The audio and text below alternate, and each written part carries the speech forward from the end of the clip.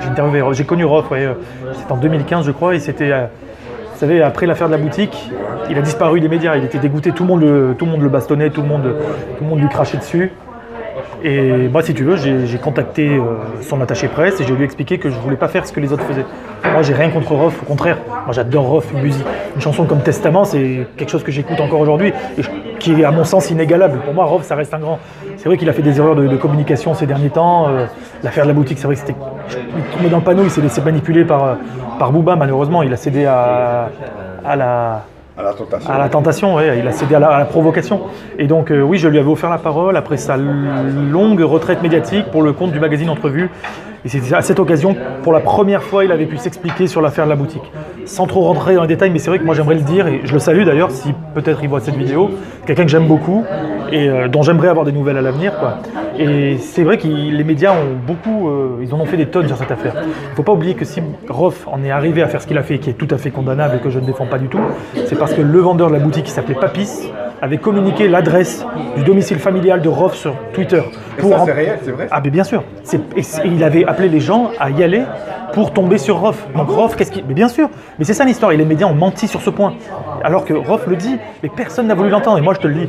Papis, la pseudo-victime qui est tombée dans le coma alors qu'il n'est jamais tombé dans le coma, et vraiment il faut insister sur ce point. Tout le monde dit qu'il était dans le coma.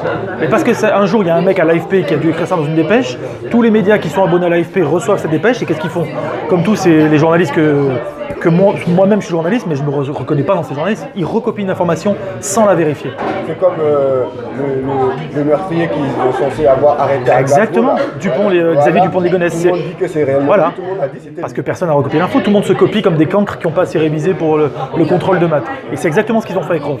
Papis, le vendeur, avait communiqué l'adresse du domicile familial de Rof à... Comment ça s'appelle Sur Twitter, c'est ça? Sur Twitter.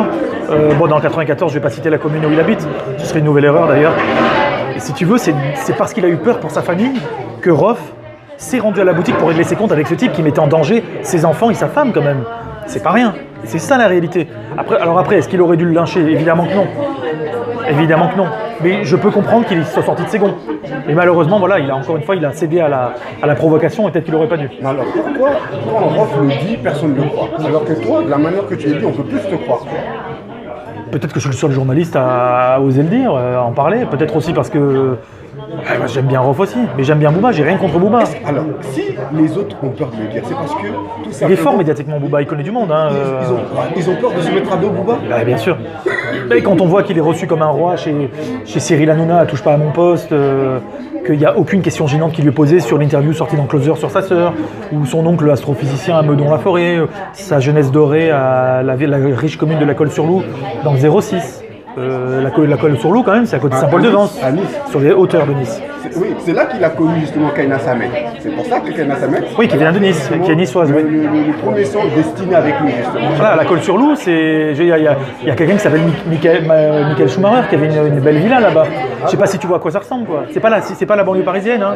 C'est pas les belles petites zones pavillonnaires. C'est beaucoup plus beau la Colle-sur-Loup qu'ici. Hein. Moi je suis parti déjà là-bas parce que... Très beau, c'est magnifique, on a la vue sur la mer là-bas. C'est quelque chose. Bon bref, tout ça pour te dire que toute vérité